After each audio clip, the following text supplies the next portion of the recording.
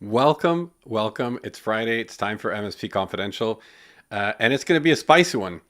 I pinged my good friend Kyle Christensen earlier this week because every week he's been putting out these spicy Monday posts, and they catch my attention every single time. There's always some interesting layer of like, damn, he's right about that, and it's an interesting introspective thought experiment every single time to kind of read through his long-winded posts occasionally and try to make sense of what he's talking about and what can I do to work on that issue or that problem that I know we have. And so, Kyle, dude, it's so great to have you. I always enjoy our conversations because you're so thoughtful in your responses. And so, welcome to the live stream. It's the first time I have you to myself because the last time we were here with the other disorderly folks from Empath.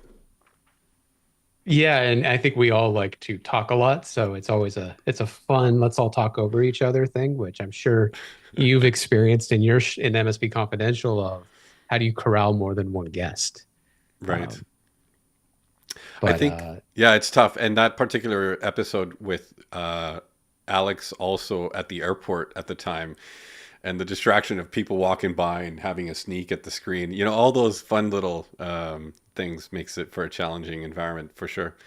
so I want to comment on one something real quick because you talk about introspection, but I think you're the king of it a little bit. And I got to say, the production quality that you have figured out is top notch. And one of the questions I have for you, just to start off, because I've experienced this in running a few different streams for MSPs, like Service Manager, Cohort, Elephant in the Room, all that stuff. Do you find yourself sometimes getting distracted in all the production, and you find yourself not listening or just disengaged because you're worried about the buttons on your stream deck? It's definitely been an evolution. I even go back to some of the first videos we did because we're about to hit the 1 year mark of being live with this stream, which is really cool. That in itself was sort of one of the objectives of setting out on the goal of doing this was like, can I keep it going long enough and not lose my mind? But so definitely in the beginning, there was a lot of trial and error around the production, how to do the switching, how to do the guests. And I did find myself often quite distracted by the buttons, how to transition, the notes on the screen, the thing, the other. And ironically, like I've never been too much about like preparation before these conversations. I do like when they are a little bit off the cuff and just more genuine and organic that way. But getting distracted by technical things absolutely takes your mind off the whole like arch of the conversation and makes it really difficult to have an intelligent follow through or follow up on the discussion. And so I have definitely figured or realized that as time kind of went on, I was more and more curious about the actual conversation and spending more time trying to be specifically active listening, I guess is the best way I can describe it. Um, it's certainly, I feel like it was a learned habit, learned trait. I think we all like to think we're good active listeners, but man, I'll tell you from the days of running an MSP, I can't remember a single time that thinking back introspectively and honestly, that I was in a boardroom with a client where I wasn't just waiting for my turn to talk. And, we were talking backstage about how there's probably a bunch of sayings about that. People just kind of waiting for their chance at spewing off. Yeah, I was actually just on I still coach a few MSPs every year. I was just on a call with one where I gave him this adage where I used to write on all my pieces of paper, wait, why am I talking? Hmm. Because I needed something to be a visual cue to say, Kyle, shut the fuck up. And I'm sorry for cursing. There's going to be a lot of those probably today. But like there's something has to tell you the old adage of like, why they have the problem? You're just there to solve it. Just listen. You Degley, my guy. Degley's here. God, talk Uh, about one of the best human beings in the channel. no doubt. Dean is here. Let's go get spicy. We're gonna get spicy. Dr. Zoidberg, the one and only. Yes, comments do work here. And we'll throw them on the screen. If you have questions, throw them up on the screen. If you have a spicy topic, dang, throw it up on the screen. Like, even though I Yeah. had some predefined little spicy topics to kind of jump into, I think it's lovely when we can just, take the tangential So if routes. you don't, if you'd allow me to, can I give a little bit of the ethos of where that spicy Monday, Please, the that was genesis? thank you for the segue to my first question, which is like, how did this whole Spicy Monday get started? When I asked LinkedIn, what's the importance of Spicy Monday for marketing? The little AI suggested questions. They said, "Oh, it's a great way to create engagement." So aside from the engagement, please tell me how Spicy Monday got started. So really, like any great idea, Dean and I were at a bar at an event, and we're kind of just talking about like how we do our LinkedIn stuff. And we were on this conversation about what is the stuff that gets said, but everyone's afraid to say. Like, what is the stuff at an event or in MSP echo chambers or that's just in the zeitgeist that everyone seems to kind of like think is passe, or everyone wants to just skirt around the topic or the engagement. Even in the vendor sphere, there's things that we talk about with the in these areas. And it wasn't a clickbait thing. Like at its core, this was not clickbait. This was very much in the genesis of let's bring it out. Let's find a way to make it a discussion. And some of those topics are friendly to us in the vendor space. Some of it's not. Some of it's not friendly in the MSP space, like some of the stuff I posted this week. But the genesis of the idea was let's have conversation about in open these things that we're all thinking about. Let's like right when it comes to the cybersecurity products that are just going to fix all of your issues with a single endpoint, or your stack is some way you can buy your clients' respect and business. Right, these areas that we all have just thought as again, it's not clickbait. It's what we all talk about, but no one wants to put into the ether. So I think what the thing that I told you backstage that I was going to ask you, that I stopped myself because I wanted to ask you live instead and sort of get a little bit of the organic response to the question is, if whether putting out these posts, just from a personal learning to articulate a thought or idea, is if it's something that you've realized is an important part of your own evolution, is actually writing down your thoughts, getting them organized to make sense when you read them down, the long list of ideas or concepts. Because I find that so many conversations get stuck in just the inability of somebody to communicate what they're trying to say because they haven't tried saying it before. And this goes back even to the days of like sitting in front of a prospect or client at the MSP and being, what is the value that we provide? And if you haven't practiced saying the words or saying the thing, you're going to just look like a fool. And it's really tough to do that unless you sort of do the thought exercise. So I just wanted to ask you that question about what does that mean to you to actually go through the process and the exercise of writing these things down? My God, can I just say again, you have proven why you are one of the best interviewers in the channel. I Come just on. want to start that. So you're spot on. And one thing I learned in doing business coaching is the best way to learn something is to have to teach it. Because I need to break down the ability to articulate to the least common denominator in a language that everyone can understand.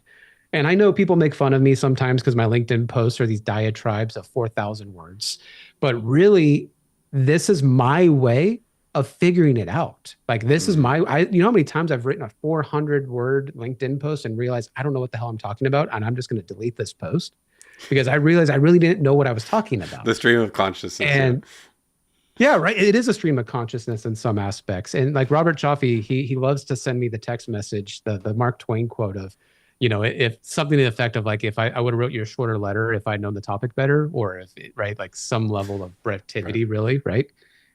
I can't remember the quote off the top of my head. If you do, comment, like check me on this one. But yeah, I'm there's a familiar lot with what of you're talking about. Yeah, yeah. Without the context, I have to speak to everything. Without yes, clarity, I have to speak to everything. Yeah. totally. And even with how I now format my LinkedIn posts, I do that in a way to where one, I want the reader to see the key topics and the key points because I have now synthesized my post to a level to where I can just give you 3 bullet points in the middle of the post. And as long as you read those 3 bullet points, I have conveyed what I'm trying to teach you, or I'm trying to convey what I'm trying to say. And no, I am I am so against using LinkedIn's AI features and using GPT to write your LinkedIn posts because we all suck at this. We're all trying to figure out our own way. We're all trying to iterate on past ideas or Mm, past concepts.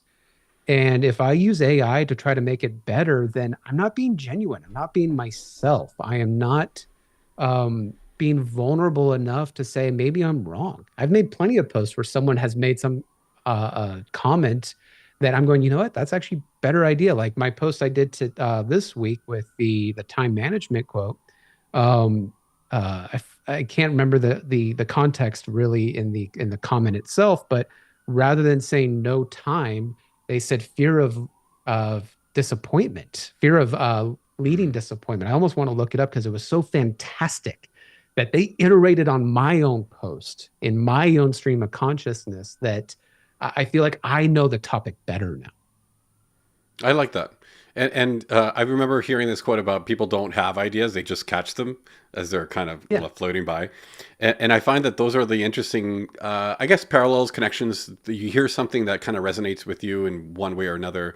And suddenly it makes sense in this context that you can sort of restate it with another meaning or a different outcome. And I love that, especially going outside of the MSP industry, hearing things that another entirely different industry is doing and somehow how that correlates. I find that super interesting.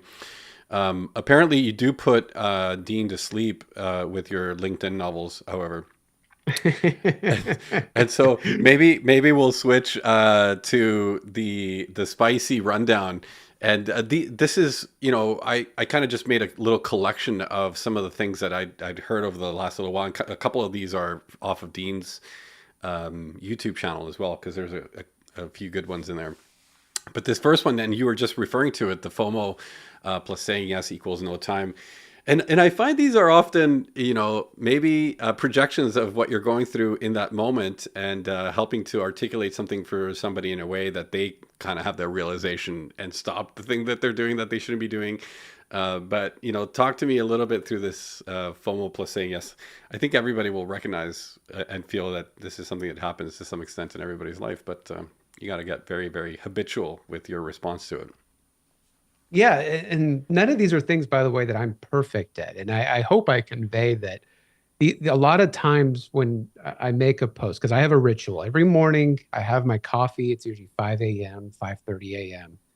And I drink my coffee and write my LinkedIn post. Like that is part of my process. And days that you see me guys not do a post, that means I probably had to like literally chug my coffee and hop on a call. I also have a 3 month old, so chances are I'm trying to get him ready or something to that effect. But um, FOMO plus no time or saying yes is no time, that came out of my own recollection that I said yes to too many things. And last week I had a post about if from one of my coaching clients basically telling me, Kyle, I don't have time to go and follow up with leads. I don't have time to chase after my next prospect. And it was a retort to that experience.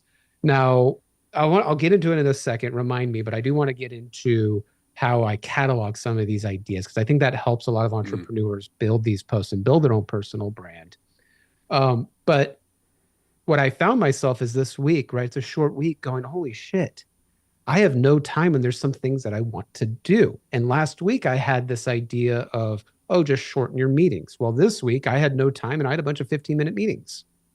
So this was my own introspection of why did this happen? And I started to look through my week and I went, sales call, sales call, mm. demo, catching up with a friend. Luis wants to ask me to do a podcast last minute. And I was saying yes to all this crap because it sounded fun. And then I looked at next week and and I'm going to be transparent here. I have a couple events I'm going to next week, some MSP events. I'm going to hang out with some amazing people.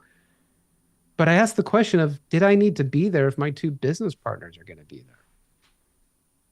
Right. And from an actual business perspective, how is that slowing down empath zone growth Yeah, enter if one FOMO. of us isn't here? And this is a vulnerable perspective because, yeah, I'm going to have FOMO because my friends are going to be fun. You're going to be sending me, right, selfies on, hey, we're at the bar. You and I did this to Aaron Kennedy. on his way home from his vacation. And what did he do? He got FOMO and showed up at the Yeah. hotel like no joke. What was Yeah. that? 20 He minutes later? literally, his family dropped him off at the hotel on their way home. So he could come hang out with us.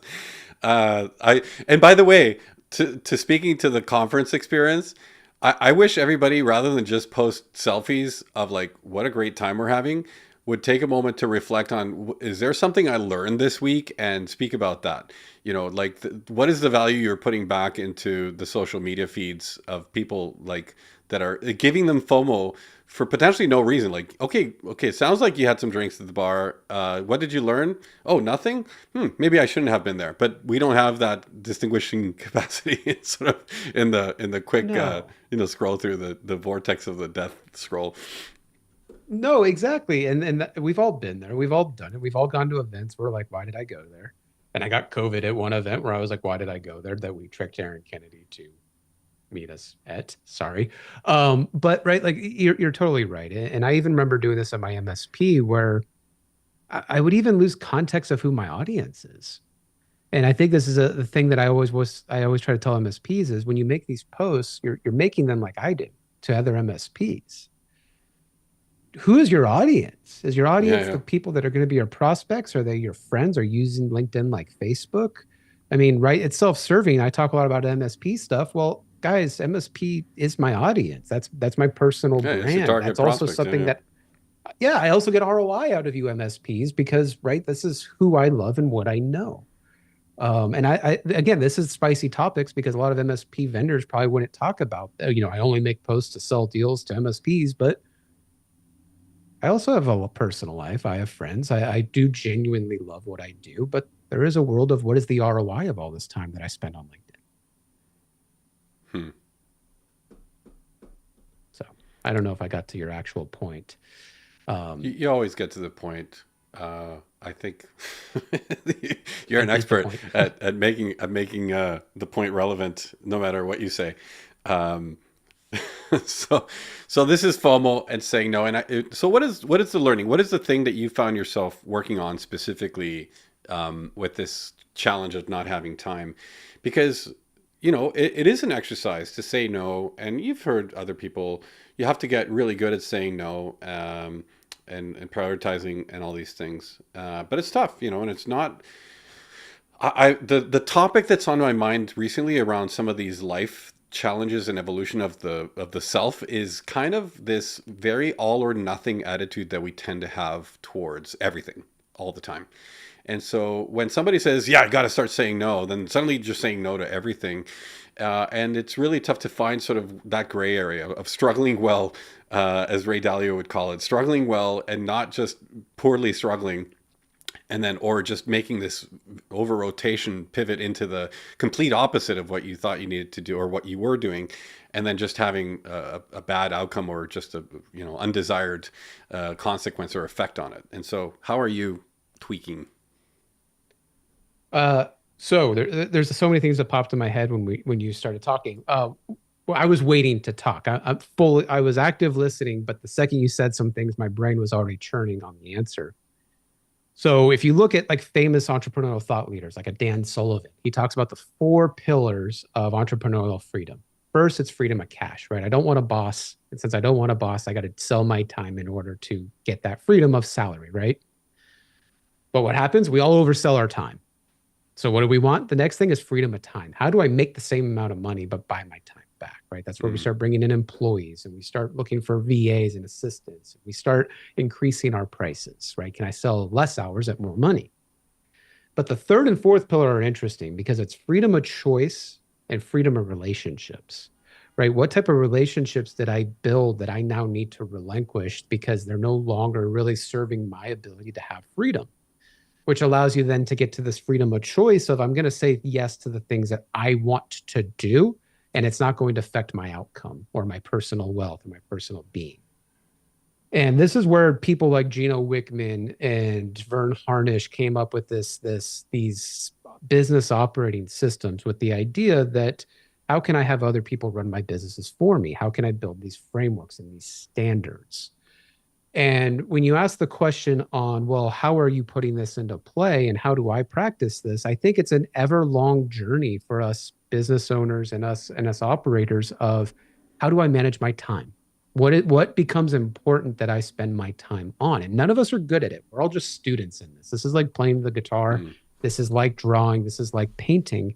Is you're going to fail all the time at managing your time. But are you consciously looking at your week, at your day, at your month, at your quarter and saying, am I spending time on things that are important? Am I spending things on time that actually are currently needs in my business or my personal life?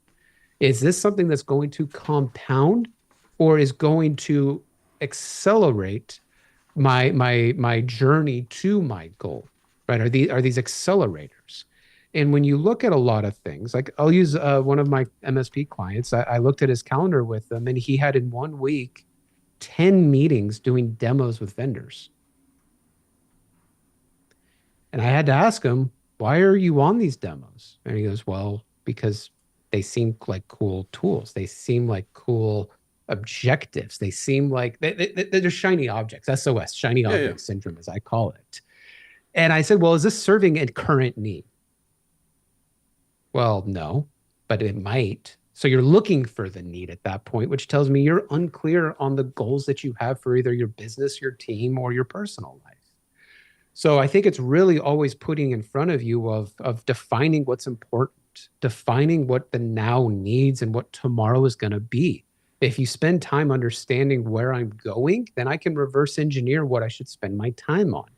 And if I'm ever looking at my week, I've tried to start creating the exercise of why am I doing this meeting and what need is it serving?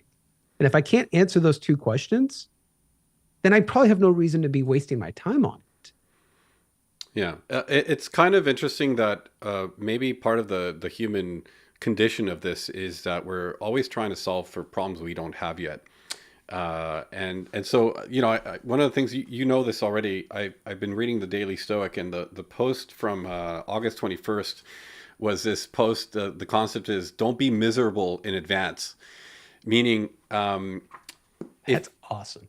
if you're constantly like creating a situation in your mind of what the future state of misery is going to be for your situation, whatever, then you kind of tend to pull yourself away from the things that are a priority or important right now. And I thought that was an interesting way to think about it is, and in the practice of getting better at saying no, I think the daily habit of prioritizing the things that need to happen today. What's important but not urgent. That whole mechanism is super important.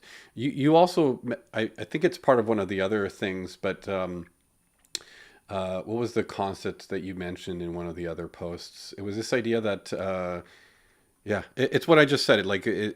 If you don't need this right now, then you need to spend the time understanding what the outcome, the metric, what is the actual benefit of making that change going to be if it's not broken and doesn't need fixing right this second. I forget where I saw that. It was one of your very, very smart Well, posts. and just to go, like I see this comment from Michael, and I love this, but if you see things on your calendar where they're important to the business, but they're not important to you driving goals, right? That's usually a sign that you need to delegate that to somebody. And if I can't delegate it or I feel like I can't delegate it, then that becomes the next important thing because it's becoming a blocker, right? I need to train somebody. I need to put it into a learning management system that might be built for MSPs, right? I need to build out a responsibility. And if I don't have anybody to delegate it to, then I need to grow my business a little bit further to where I have enough cash flow to bring that person on board to take that off my plate. Dude, first of all, we're obviously not going to get through this list. So let me just switch back to this camera view for a second. So delegation. Let me get into that real quick because one of the things on the list was actually founder mode. Founder mode's been making a whole bunch of noise this week in the Yeah. VC circles and Y Combinator, et cetera, et cetera. And when I did the deep dive into that Brian Chesky conversation with Lenny on Lenny's podcast, and then the stuff that was posted on the Y Combinator, Paul Graham posted. I went and found this other thing where Chesky talks about this idea of not delegating understanding. And I thought that was super interesting once I started thinking about it because it's a Charles Eames quote, the designer of the famous Eames chair, and he Oh, he's he had this The thing I got statement. right there. Yeah, yeah. He said, don't delegate understanding. And one of the things that we're very quick to do as we're sort of taught or academically beaten into delegating more of the things inside of our business so we can get out of the weeds, quote unquote, is that we start delegating stuff. But we do that also with the delegation of the understanding of that thing that you're handing to the person to do. And so oftentimes that person doesn't understand the thing yet. And so let's say you have an ops project where you're kind of moving a system in this with this shiny object syndrome. This is a very common occurrence in the MSP land. And so now you're just, oh, this person's going to be the champion for this. You're going to hand them the project of moving over the system, but they're missing all these first principles and building blocks of the understanding of all the moving parts of the problem and the issue. So yes, you delegated the issue, but now you also delegated the understanding. And so this kind of gets to the crux of the whole founder mode discussion around being in the details is not necessarily micromanaging. Is just if you're the one that understands all the moving parts really well, then that's the thing you need to help people understand better inside of the business. So then they can take on the delegation and have the understanding. Anyway, so that was my tangent on that. No, and the whole founder thing, I mean, we've talked about it at length in Empath is our entire thesis from a business go-to-market strategy is founder led. Like the David Geithart has a fantastic book called Founder Brand. If you haven't read it, MSP owners, it's fantastic. It is applicable to you because the modern business owner is getting younger, right? You're getting older and you need a way to speak to those younger audiences, not for the business tomorrow, but for that business next year, right? Try to think about prospecting a year from now, 2 years from now, 3 years from now. And if you take a page from like Gary Vaynerchuk, right, it's all about content. Where are their eyeballs? Where is their attention? He just released a new book on the new currency is attention or something like that. Yeah. Is the new marketplace. And while a lot of it is, I get it. I already know a lot of things he's talking about. The mindset is really about where are people's eyeballs? Where are they looking? Because you need to be in front of that. And you also need to be able to speak in a way to where they want to look at you. You're just not annoying. And I think there's a lot of confusion, especially when it comes to marketing and PR firms and what all this is. And Dean, you're kind of hitting the nail on the head. This is things that you can't really delegate. You can't really. You have Right. to. You're turning delegation into abdication. Exactly. Yeah. Yeah. Exactly. And Excellent this is again. And MSPs that think, and I know this is a spicy statement to make, when we hire a marketing agency or we hire a sales agency, we think that our sales problems will go away. They will deliver us all of the leads. They will make all of the phone calls that will get us all the customers we want. And what do? They abdicate. They walk away. They never create a care. They never create a passion for growing their business. The talk that I did at Exchange, or I've done actually 5 or 6 times this year, is deconstructing growth and actually talking about the growth stages in an MBA. Like what is an MBA out of McKinsey or out of Deloitte actually define growth as? And there's 4 stages. There's hyper growth at 40%. There is fast growth at like 20%. There's normal growth at like 13%. And then I call it dying, anything less than 13%. And when you take these numbers and you think about your business, dying basically means your business has no more value than yesterday. Why? Well, because 13% growth may have just compensated for inflation, cost of living increases, churn, right? It's literally actually just diminishing replacing returns. what you had. It's not even staying the same. It's eroding the value. It's eroding, everything. Yeah, your business is worth less than it was last year, and you put all this effort in there. So there hits a point in your business where you have to be obsessed with the growth of your business. Yeah. And that's where the old adage, if you're not growing, you're dying, comes out of is if you literally try to abdicate some of these functions in your business and delegate and walk away from something like sales, marketing, brand, whatever the topic we're on is now, and I've lost kind of that train of thought. You have to be immersed in it, even if you suck at it. Yeah, I agree. Henry commented this about efficiency, and I think one of the challenges in just becoming more efficient is that, again, the human condition is if you make time somewhere because you became more efficient in somewhere else, the natural progression of those things is to just fill your calendar with more things. It's not necessarily pulling back from the number of activities. And I think there's an interesting over rotation into trying to do more with the same time. And so we're just filling up the calendar, finding more ways to, tweak 1%, 2%, and then just filling it up with more and more and more.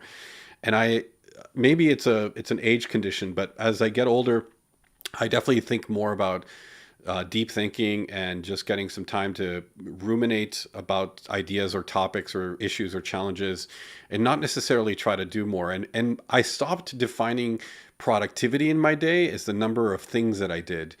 And it just like it's an equation that's doomed to fail because you're never going to get enough done. Work is always going to be piling up. There's always more to do. And so I think the evolution of the definition is an interesting thing to think about. But that was I don't want to. Let's move on to the next one because I think this is partly related. This idea of best practices, and the spicy post about this was that people tend to come into this industry and here's what everybody else is doing and those are the best practices and we're just going to do that, package, rinse and repeat type of thing. But every business has its own unique conditions, and I think best practices are an interesting baseline, a place to start from, but should not be taken as literally the whole of how you should run your business at any given point because like it's just it does it a disservice, I guess is my point. And if all you're thinking about, and we'll get into this with the does standardization equal commoditization, is that if all you're doing is trying to create more efficiency, then you're just obviously in the race to the bottom. And so pulling out, having deeper conversations, elevating the strategy, et cetera, is important. And best practices doesn't necessarily get you thinking about those things. But your take on best practices and that spicy post. Oh, yeah. So this actually came out of Sierra Pacific Group as we were building it out, is really this idea that there's a lot of frameworks out there. There's a lot of good ideas, but everyone's a little bit of a snowflake. And I was talking to Amy Luby, which kind of generated this post, and we were making jokes that, right, there's all these master templates for MSPs, but how many of them actually have succeeded with those master templates verbatim? How many have actually came out of those and said, I am 100% to spec and I have 10x to my growth?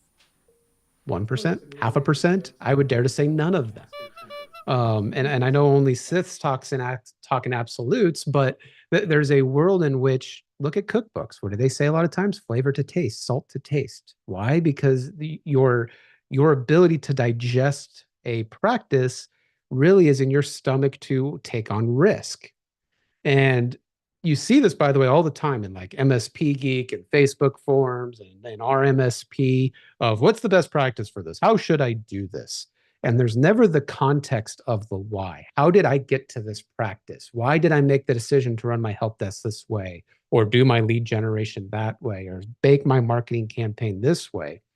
And it spawns this, well, I just want someone to give me the answer. It makes you afraid to come up with your own version of something and try.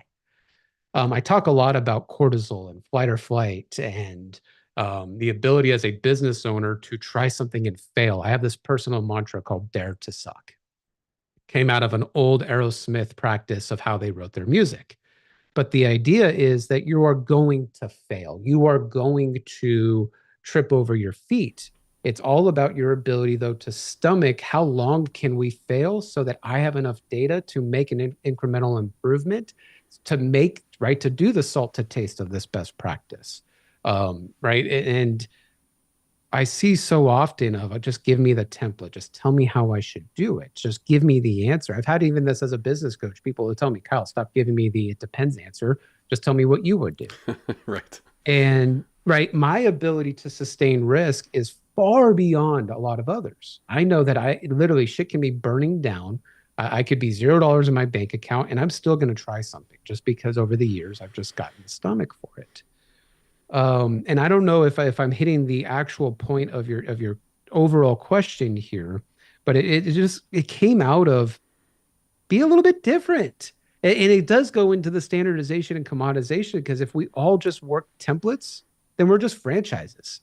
And if we're just franchises, we may all just be MSP as our brand name, and we all do it the same way, and we all collect our 10%, measly paychecks and pay a franchise fee. Yeah, I love Dean's comment here because it's so facetious, but I love it. You know, if it's not like we don't have the playbook already in front of us, it's not like people have not already succeeded doing the things that we're trying to do. Why isn't everybody on the same path to success? Therefore, right? And I love the Well, and conversations where I hear people saying, "Oh, you know, if only I could start an MSP all over again, here's how I would do it." And so like, okay, but why aren't you doing that right now if you know that that's what you needed to do? And so my point is that it's always all roads lead to execution, and that's you know something that is not necessarily handed out to you in a paper well, flyer. and I want to I want to make a comment on this a little bit. Oh, the bat has come out. So Careful. we waste a lot of hot air in the channel, a lot of damn hot air. We ask for the best practice. None of you are actually implementing it. A lot of us are just want to hear. We just want to talk about our problems. We just want to vent, which, by the way, this is fine. There's nothing wrong with, hey, let me interact with my peers and talk about the challenges I'm having. But how many of you are actually creating the discipline in your organization to put the honest cycles into trying these things that we give you advice on? I used to say when I was an EOS coach for a couple of years that, right, results come out of a Venn diagram of not just the strategy that a business framework will give you, but out of the discipline to actually give it effort. How do I hold myself accountable? How do I hold my team accountable? How do I create motivation that creates the discipline of execution? Hmm. That's missing 99% of the time. And I see these businesses that would come to me and say, Kyle, I'd implemented EOS or scaling up or whatever. Even some of the MSP frameworks out there that I'm not going to name because they're going to chase after me with, oh, here, I'll call it, right? The C levels, the true methods, those are the two that pop into my brain. But did you actually try it? Did you actually spend the time to follow through with it and check in with your leaders and look at it 90 days after you implement it and said, did it make a change or was the old way better? Hmm. And to Dougley's comment here, which is so relevant to what you're saying, you know, what is success? Because we often tend to paint like this whole thing as there is a goal line that we're trying to cross. And I can't remember who did this quote. I'll see if I can find it. But the quote was, "You have to love doing it more than having done it." And it was an interesting sort of introspective thing to think about, because if all we're trying to do is like get rid of the work so we can get to this like mystical end line or goal line, then like what was the whole point? And then you get there and then you need more, and then like there's never any fulfillment or any satisfaction. So I thought that was so interesting that you have to love doing it more than having done it. Well, Because and I this is why I love Degley too, because success is going to be different from everybody. If you said, Kyle, how did you do this at your MSP? Well, we were a hypergrowth MSP. I can tell you right now, you probably wouldn't like the lifestyle I had when we hypergrew. And I know everyone gets afraid of the word lifestyle, but there's nothing wrong with it, in my opinion, because what other business is out there that can make possibly 20 to 25% on the bottom line forever with recurring revenue? yeah, You everybody can live a wants the badass lifestyle. everybody wants the outcome, but nobody wants the work. No, but here's the thing is like I would have MSP say, Kyle, can you help me model hyper growth? And I would show it to them and I would show them what the lead generation looks like. And I'm like, and are you going to do this? And they'd be like, oh shit, no, it's too much work. And I caution MSPs to get caught into the trap of you think that you have to sell your business. And here's a spicy take. I don't think all MSPs have to exit. I think there's not enough conversation about succession planning in our channel. I think everyone now has bitten this apple that they have to sell their MSP. And if you go look at some other verticals like the voice vertical or the copy dealer network, they have a lot of succession. And what's beautiful about succession, I can pocket part of that profitability for the rest of my life if I succeed it correctly or if I do an ESOP model. Yeah. I don't always have to sell to private equity. And a lot of MSPs that I've talked to that have sold to private equity, they didn't get the value that they thought they were going to get. They're now looking for jobs as MSP owners. This kills me, Yeah. right? This kills me. Honestly, this hurts my soul a little bit because you had a business that had the potential to make you a lifestyle for a lot longer than what your exit probably was, because you didn't think about capital gains. You didn't think about holding a note. You didn't think about add backs. You didn't think, no. And then you go, well, no one told me. Well, I'm telling you now, if you run your business correctly, then yes, you can have someone run it for you. And yes, you can have enough to retire on. I like this question from Henry because he's saying, I'm always cautious of people who preach from ivory towers without relevant and timely experience. And it's interesting that if we put ourselves at the bottom of that equation as MSPs, think of let's say we're a 30-person shop and we're talking to a 250-person client. How do you think they feel about the ivory tower that we're spewing our technical stuff from when we have never been anywhere near to running a 250 person business that they would feel, you know, makes our views meaningful from that same perspective? And so I will make this comment just to be spicy with Henry, and is that I think the challenge with not taking advice from people that haven't done it is when we tend to over rotate into that advice and not simply use it as a curiosity or thing that you take home and think about because maybe it's an interesting idea. And again, to go to the Stoicism teachings, the only thing that you have to go to that you own truly yourself is your reasoned choice. And so if part of the decision here is to take somebody's advice and not have your reasoned choice around it, then yes, of course you have to be cautious with advice, given from the ivory towers. But that doesn't mean the advice wasn't necessarily good. And sometimes people have a completely different perspective from a different industry or whatever. It doesn't mean that they've necessarily run a large business. They may have worked with a bunch of large businesses and have that perspective. And so, although you're right, Henry, I think this is a very, very broad stroke comment to make because there's a ton of really, really useful advice from people that haven't necessarily done it. And so I appreciate that you worked the word cautious into there and not made it. Well, and I want to empower Henry a little bit here because I'm sure that you could read between the lines on here. This is what Spicy Monday was for.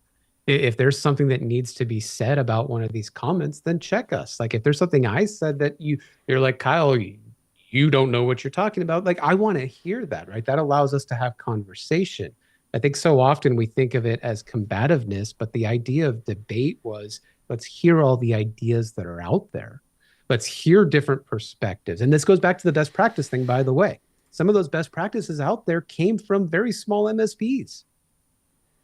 I'm gonna jump to this one, mastery versus ego, because I think it's relevant to what we're talking about right now. There's this podcast I listen to regularly, and it's Shane Parrish, and it's called The Knowledge Project, and it's brings some really interesting guests, people that are experts in their field and stuff like that. You're giving me a bunch of reading and podcasts to listen to. And Shane brought this person on, Dr. Gio Valiante, and they were having this really interesting discussion about mastery versus ego. And I think in our industry, it's hyper relevant because what he said was when mastery oriented people fail, the reaction is curiosity. When ego-oriented people fail, they feel embarrassment. And so then he goes on to explain that a mastery orientation is, okay, I'm curious about that. I love the work of the practice, love being in it and doing that. It's inherently interesting, whatever failure or situation that happened. And then the ego orientation on the flip side of that is I need to prove something. I need to beat others at it. I need to be first. I need to show off and prove myself for whatever reason. And so I thought that was interesting because this is definitely an evolution of the self for anybody that is thinking about this on purpose. I think we tend to have this lemming effect in our industry too. And when somebody, jumps into the conversation on LinkedIn about whatever, or on Reddit or whatever, then everybody just jumps in. And I love this other quote that I heard. You always have the option of keeping your opinion to yourself. You don't have to always jump in and say something because in most cases, people haven't spent the time articulating that thought. And however they say it is not going to come out particularly smart and potentially, fires back on you. But your comment on mastery versus ego, given those couple of observations. When you were talking, I was trying to think back, what times have I been egotistical? What times have I gone for mastery in my life? And I think it's a spectrum. I don't know if this is a 1 or 0 scenario.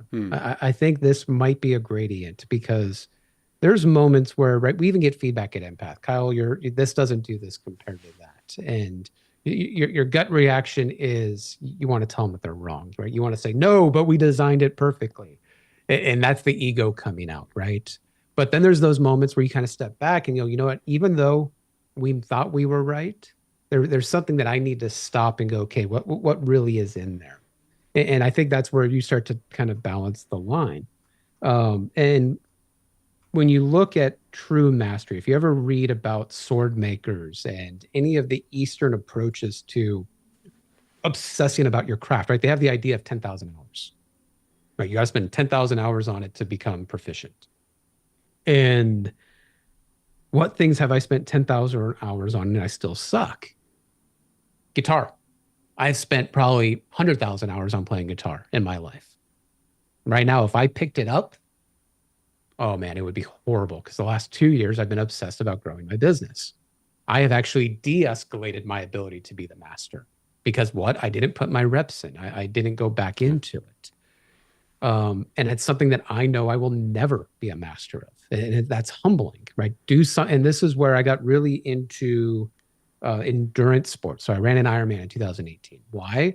Because I wanted to see, could I get myself to do it? Could I get myself into the mental challenges? Could I get myself into the state of honestly just being mediocre at something? And what would that do? Um, and I've probably gone way in left field at this point on this topic of mastery versus ego. But when you were mentioning ego, and please maybe restate this a little bit. Give me the example again on what you said. How would you describe ego? Ego is when ego-oriented people fail, they feel embarrassment, as opposed to curiosity, which is the mastery orientation, is to feel curiosity, interest, and yeah, as opposed to just embarrassment. So that's interesting. Ego as embarrassment. Huh. I guess I would have to wonder, like, what does embarrassment feel like? Because I feel like I've gotten to this place in my career where I'm always just kind of being vulnerable and transparent. And huh, I don't know if I have it. I got to think through that one a little bit, Luis. I got to Yeah. be honest. I'm struggling. You have stumped me. Like so, one, congrats. You have stumped me on an answer. But I two, well, this is I think gets to the point of this other one, which is the communication burden, right? Because I think this is exactly what happens. Is I have spent time thinking about that, and suddenly I communicated something that was perfectly clear in my mind. I understood, all of the nuances of the consequence of the statement, but it's new information to you, and so we haven't had the opportunity to properly communicate. This is actually one of Dean's posts. The communication burden is really on the communicator to make the points clearly, so that people that are listening understand. It's never, but it's an interesting challenge how many people take the approach or the stance that, oh, you don't get it, then the problem is with you, obviously. And so, as a communicator, which you are, and a great one at that, comment on this communication burden, because this is, I think, partly why you go through a very, very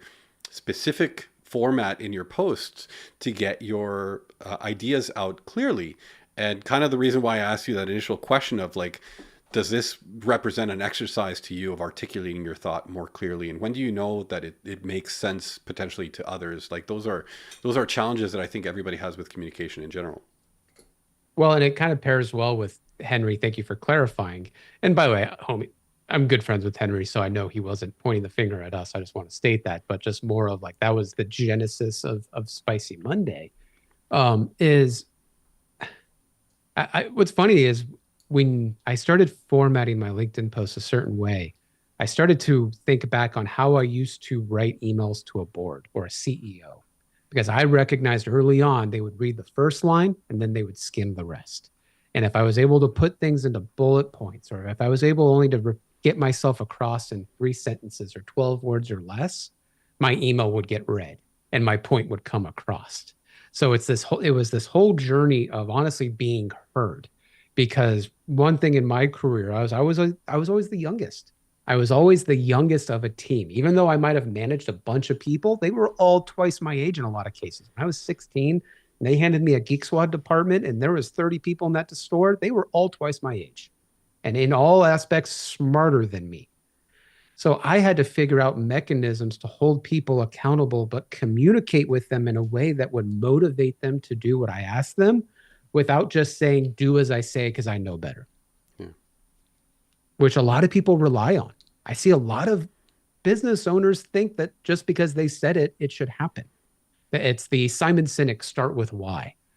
And when I was getting preparing for my PhD program, because I wanted to go to school to be a psychiatrist, um, right? You write articles in a certain way, right? They always talk in grade school, right? Concrete detail and then do your comment. Concrete detail, do your comment, and you have APA formatting of cite your source. Well, why do they do that? They do that because you want to be able to show that this isn't just you. This isn't just your thoughts or your analysis. I need to be able to say, I read this. I don't want to look like I'm the smartest person in the room because there's going to be a point where I'm going to kind of call BS, kind of like what Henry Tim is saying with best practices, right? Yeah. Of I need the ability to say, okay, this isn't just Kyle saying this. This is, Dean tagging along or Louis talking along, or Kyle found a research article that he linked in the comments that backed up these claims. And um, it's really more about the communication and the knowledge share than it is the going now, I guess, kind of the ego perspective, but not in your context. But I'm not just trying to look like the smartest in the room. I'm just trying to say, hey, this came up and here's what we talked about. And this is the potential solve that we saw for this problem. How have you guys solved it? Is there Yeah. another perspective that I'm not seeing? Um, I don't know It, if I'm drawing lines here. no, I think it's relevant and important. One of the other podcasts that I follow is Robert Glazer's Friday Forward. Well, Friday Forward is an email that he started writing internally at his company. And it was kind of his musings, his ruminations on a weekly basis. And he found that that was extremely powerful for the company to like plug into his stream of consciousness and what he's thinking about. And this is, again, my point to how abstract our efforts at communicating sometimes are, is because we're in our own head with our thoughts and we're not necessarily out there trying to help other people make sense of them. And to stop and write about it, to stop and think about it, is a really great way to organize those thoughts and get them into some kind of digestible format where people can start to see a bit of the line of thinking, what it is that you're trying to say, the reading between the lines and so on. All those things are important. Well, and this is, by the way, for people that are trying to get better at social media engagement to have these conversations. I even think about this with the images or the videos I post, right? Like some of the images I create, yeah, they're memes. I do them in image flip and it takes me 3 seconds on my phone. Why? Because sometimes I can do with a meme that would have taken me 4,000 words. I did one a couple weeks ago about MSP and this idea of doing AI for your help desk and taking the humanity out of services. I remember seeing that It one. got like it got like 15,000 impressions like in the first 3 days. One of my fastest just blown up posts. Why? Well, because you didn't have to read the 4,000 words in the post. I was able to synthesize it into a single image. Hmm. So I think there becomes even, and I think what I'm doing, I'm discovering this as I'm talking it out loud. If I can say it with an image, and it hits that hard, then I really do have an understanding of this, or the community really gravitated towards that idea. And for MSPs, right, this is your way of testing marketing strategies too. If that hit, and I knew that hit, do more of those posts, right? Like go Yeah. back and say, maybe that's what I should use for an ad. Maybe that's an idea for a webinar I can do for my audience. Maybe that's something I could do for a seminar or my chambers events because it instantly hit with my audience. Like they It's, went, I get that. I'll tell you though, Kyle, although it's an honorable sentiment, I think it's really difficult for MSPs to get out of the language of the MSP to go and do Yeah. something entirely different for their customers. And so this is why it's so interesting that we have the same language, and as vendors, we're communicating in the same language. but you have to reinvent your communication when you're going out there, and you have to know the language of the customer so well. You have to be in so Yes. many of the details of how their business works. And this is one of the things that was in one of your other posts where with Alex, where you were talking about, how does the client make money, and understanding the building blocks of every part of their business is the only way that you can understand where technology can potentially have a good impact to drive them to better outcomes, and not what this conversation about the standardization is, which is kind of, I'll segue into this since we're talking about it now, is this idea that we're so hyper focused on standardization and efficiency. And I think those are all great things. However, it becomes a problem when this standardization, all it's doing is just helping you get to the bottom, the race to the bottom faster. And so one of the interesting challenges, and I've heard so many people talking about this in the last couple of days, Peter Melby, who's now CEO of New Charter, the big roll up, was talking about this. We have to get away from using our IT skills to solve IT problems, and getting better on understanding customers' problems to deliver business outcomes. And so this is the whole rotation we're seeing back to quote unquote consulting and consultative discussions and strategic things. And all these things are obviously enabled by compliance or whatever other frameworks you want to throw at to give you some semblance of structure in that conversation. But you spent a lot of time growing a very fast MSP. You can either do a lot of the same commoditized thing faster, and you're going to eventually hit a glass ceiling, or you can start to evolve out of that conversation into things that are truly delivering business value, where it breaks the ceiling of what you charge for IT, because it's no longer, this commodity price that is defined by the market, right? And so your comments, your thoughts on this. And it also goes back to this whole best practices conversation. So the whole idea of a stack and standardization, as I recall back in 2009, 2008, as I started to understand this MSP concept, is the MBA definition of economy of scale, meaning as my revenue goes up, my costs go down, right? The whole idea that I am going to standardize everything is because I want to build efficiencies. I want to increase my profitability of my product. That's why we do it at its essence. But if you look in things like manufacturing, that only really happens when I'm producing massive quantities, like millions and millions and millions of quantities, is where economy of scale actually starts to have an ROI.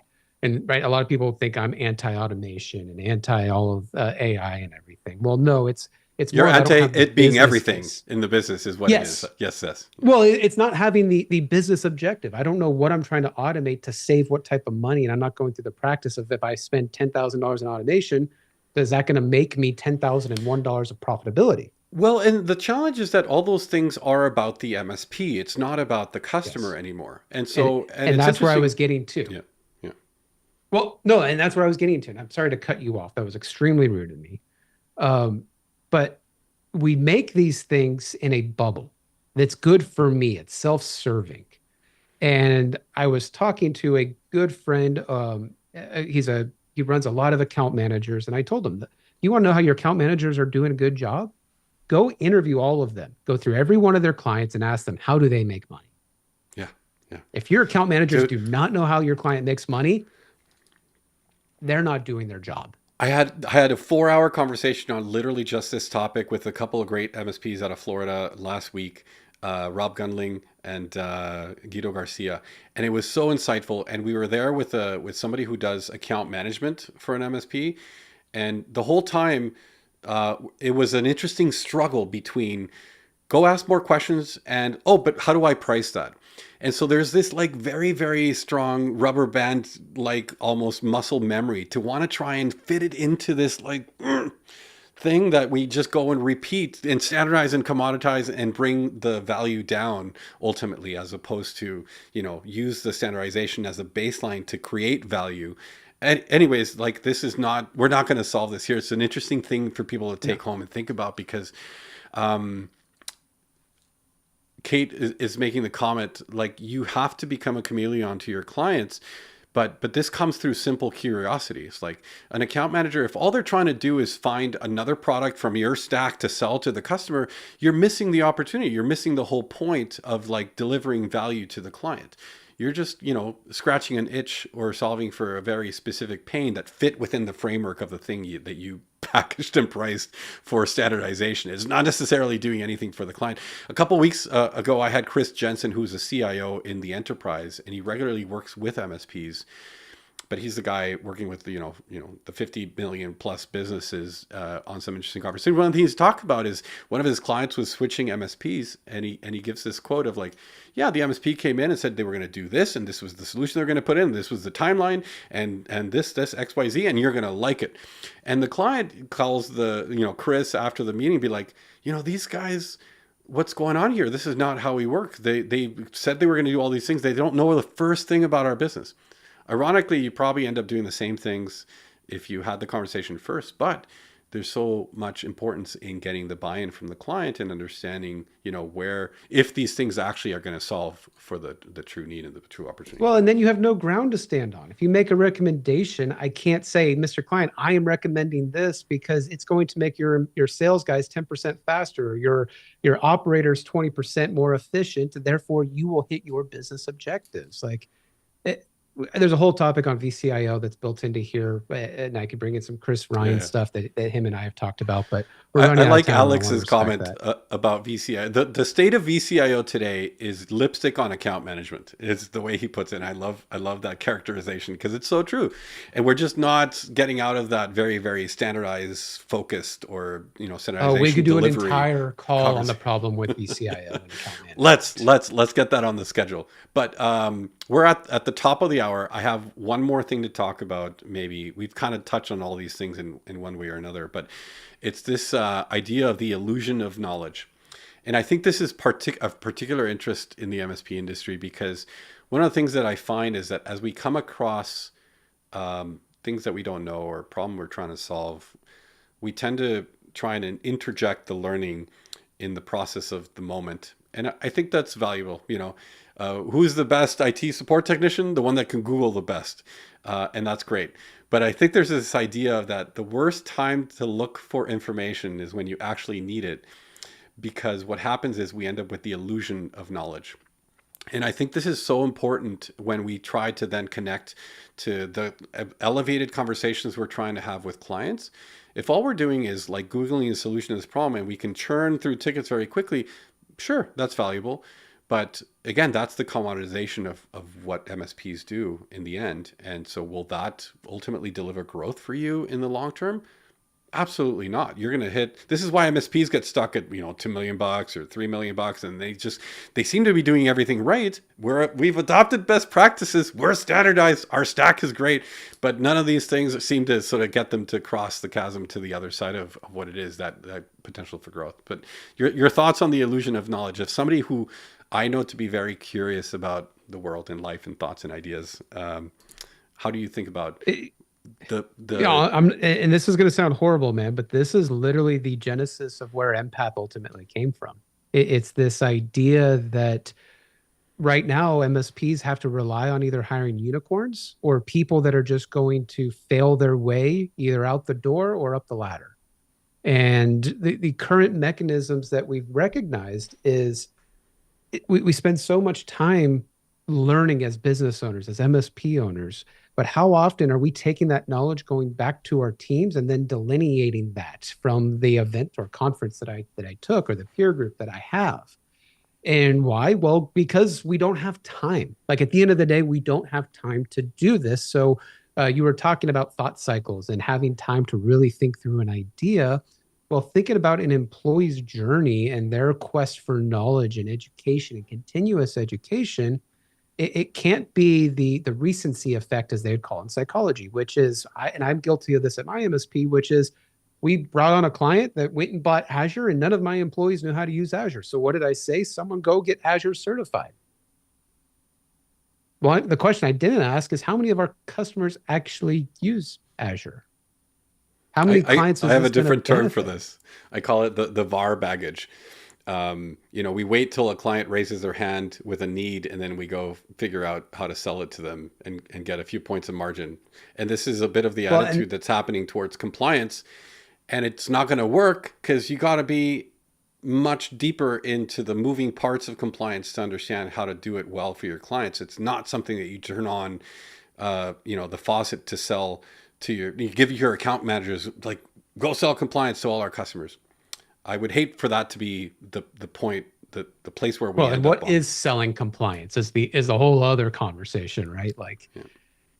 eh, I'm really good friends, and then Let's full not disclosure, right? jump into that one, because I think Yeah, sorry. your point about the knowledge piece is so important. I love what you guys are working on with Empath, because I think it is important, and a lot of something that you guys talk a bunch about during just the overall conversation of Empath in the market is this idea of accountability.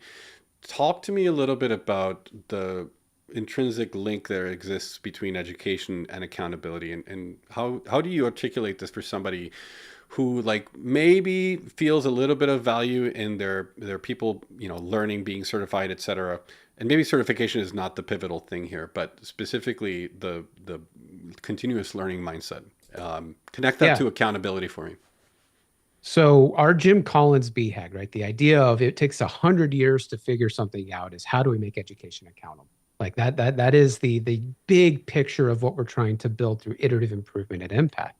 And the context here is I at my MSP bought everybody a learning product that was very expensive. And what I would always find is no one would use it. No one learned anything. No one was getting better at the components that would drive our business. It just didn't happen. Like they know how to build a server in a lab, but they still can't add a user to the Active Directory of my client because it's so customized that I could never learn it from a training mechanism. So the idea is how do we build enablement that allows a business to not only create training and have training for someone to take, but how do I then hold them accountable to not only taking it, but digesting it? And that digestment is a whole different process because I can't just binge it. Research shows if I watch 4 hours of educational videos, I'm probably only going to remember the first 3 minutes of that one video, right? My brain switches to entertainment mode, not learning mode. So, how do we build mechanisms in a platform that allows someone to eat the elephant one bite at a time, right? That's where our elephant mascot actually came out of, and build features in a software that say, hey, no, you can't watch any more videos. Hey, this test is coming out of the transcript of that video that we have created. Or I'm going to go put a ticket on your PSA that says, here's when you're allowed to go watch that video. So the idea that I don't have time to watch education because the printer just broke at Acme Co. It isn't there. My calendar is blocked off. And then going full circle, how does my manager accountable to me to build me a learning pathway that will help me with my career? So the accountability is two ways. It's not just for the employee, it's for their leader who is supposed to lead them to further places in their career path. Hmm. So that's where we spend a lot of times talking about what the learning pathway for any employee in an MSP looks like. But beyond that, what are the tools that the manager has to make that employee not just accountable, but successful? I love it. And a excellent point to end our broadcast today with is that Kyle loves AI, slaps the AI sticker on everything, and that's it. That summarizes every point succinctly and gets the communication across. I need that Obviously, as a screenshot. I got to screenshot this. That is fantastic. go for it. You can get it off the But recording anyway, later too. yep. Thanks everybody for jumping in today and participating. I think it was great discussion. I think there's many of these maybe topics that warrant sort of a conversation, an exploration, a thought experiment around. I don't feel like we came here to solve any of these things, by the way, in case that was perceived as part of the objective. I'm just curious, genuinely curious about some of these things and how we're trying to get more out of our own practice of being a human, a person in this industry, and so on and so on. Degley had made this comment a little bit earlier when we were talking about the conversation with clients and this idea of stop going in with the mindset of how much money you're going to make and how fast, going with the true intent of helping your clients. And this speaks so succinctly also to the pathway for education Like if all we're seeing our people as is resources that we were trying to maximize their output of, then I think we're missing the point. You know, The there's fallacy of a ticket kill ratio. yes, yeah. Speaking of KPIs, yeah, indeed, good stuff, Kyle, dude. Always great to chat with you. Hope we can do this one again. Next time I see a FOMO post is when I'll ping you about doing another live stream, Okay. because it seems One like will be that's the queued up one thing you tomorrow. can't say no to. And we'll Oh have man, this a has been fun though.